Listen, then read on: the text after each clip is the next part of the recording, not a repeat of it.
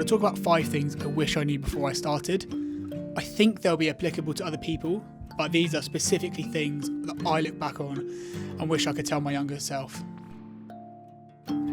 Number 1, you have no competition, only colleagues. You might hear things like the industry is very competitive, it's oversaturated, lots of people trying to do the same thing. Starting out, I remember seeing that as a negative thing. I thought, oh my God, there's so many people competing for the same jobs. There are so many people potentially taking jobs from me. And I didn't realise it at the time, but part of me was feeling insecure about my ability. And so it was very easy for my brain to just get defensive and see everyone as competition, which I quickly learned wasn't true in the slightest. One of the biggest leaps I made in my career was changing my mindset early on from these other people in the creative industry, these other people doing the same job as me. I don't need to see any of them as competition. And actually, if I start seeing them as colleagues and start seeing them as potential friends, my life gets a whole lot easier. And actually, I've met some of my best friends through this line of work, people that I love to have in my life, and people that have drastically helped me in my career and with my goals in this industry. It's made it so much more enjoyable having people to share the experience with who are also doing the same job, who I can relate to. I think it's easy to see people as competition when you're starting out because you can have a bit of a scarce mindset in terms of you haven't proven yourself yet. And I know that I didn't realise how much abundant work was out there. And if you're looking at things from a place of scarcity, it's very easy to, again, get defensive, feel insecure. And yeah, you can have that mindset that people are my competition and I need to be guarded and I need to compete with them. But once you start to see things from a place of abundance, realise that there's more than enough work to go around, and these people who are doing the same job as you, there's an opportunity there to make really great relationships, and also just to make friends with people who understand the struggles you're going to be going through, but also who can relate to the successes you're going to have, and being able to share that experience with people, it's a game changer. The power of a good mentor. A mentor isn't always someone that you pay to teach you something. To me, a mentor is simply someone who you learn off. The reason mentors are so important is because they've been there, they've done it, and not only can they tell you things and give you the knowledge, but they have the experience to contextualise that knowledge. And also just learning off them firsthand is a lot easier and makes things stick. Mentors have definitely supercharged my development for sure. So notable mentors I've had in my career, the first one would be Ollie Carson. So I started working for him in 2021, and Ollie has an incredible background and I learnt so much off him, not just in terms of business, but in terms of life as well. Working with him, his clients, his industry completely opened my mind up to, again, the possibilities that are out there. And it just expanded my worldview drastically. Another big mentor for me in my career was Ranald Lloyd Williams. And when I was starting out freelance, he'd been creating some amazing stuff in the space for years. And he offered me a chance to work with him, and I leapt at that chance. So I went and worked for him. I saw how him and his team operated.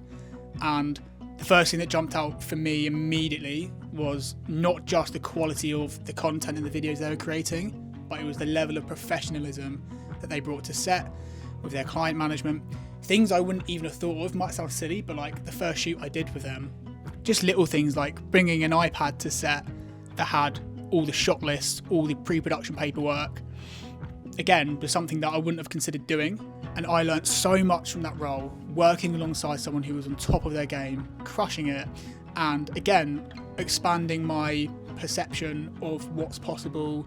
And when you work alongside a mentor for an extended period of time, you just naturally pick up things really quickly that you don't even realise you've picked up until you look back at how you used to operate, and then the difference is stark. And so even now that I've taken the step to move freelance in my career, I'm still looking for those potential mentors, those people I can learn off, because I wouldn't have been able to achieve the things I have without them.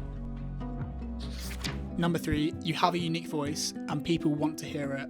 When you're starting out, typically you won't have the best gear in the world, and you don't have all the advantages that someone who's more experienced has. But what you always have is a unique voice and something that separates your work from other people's.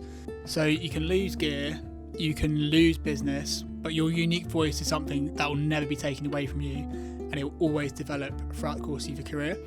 So if you can find it early on and develop it, then that's pretty cool.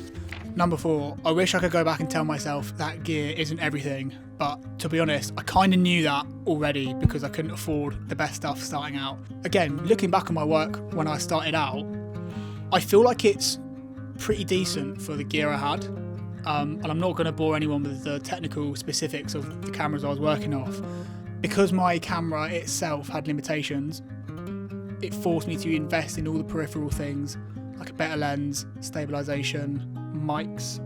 And I think that if I had started out on a great camera, I wouldn't have had to persevere, and I wouldn't have had to kind of struggle through it. And what I mean is, like, things would have been too easy and my work wouldn't have been as good. I would have been shooting on a good camera, but me as the individual videographer wouldn't have gained the skills to really make the most of it. Just try and max out whatever setup you have. So even if you're shooting on an iPhone, go and buy a lav mic on Amazon for 20 quid or whatever. It doesn't have to be super expensive, it's just incrementally improving your gear and learning how to use it. Because like, you don't want to get to a point where you're shooting on this, and to be honest, I'm shooting on a small cinema camera now. I don't know how everything works on it. So yeah. But yeah, and then if you do that, you'll find that by the time you do upgrade camera, your work will take a massive jump because you fully understand what you're getting out of that camera, why you need it, and how to best maximise it. Okay, number 5, bit of a cringe on here, but the struggle will all be worth it. So I had a bit of a torrid time starting out as a videographer because I had no life experience really outside of school. I had no business skills, and I got really overwhelmed and found it really difficult. Also, it's not a normal career to go into, so trying to convince people that you know what you're doing and you're making a good choice is difficult. But I've never felt more vindicated and validated in my life than when things turned around, started working. If videography or photography or any creative field is something that you're even considering, the fact you're even considering it in the first place tells me that you have something about you, and there's no reason why you can't succeed at it. And I think if you want to do it, you owe it to yourself to try, because yeah, it's so worth it. It's just so worth it. So yeah, that's 5 things I would say to my younger self or anyone else who is thinking about starting out as a videographer. But the number one thing is just back yourself and go for it.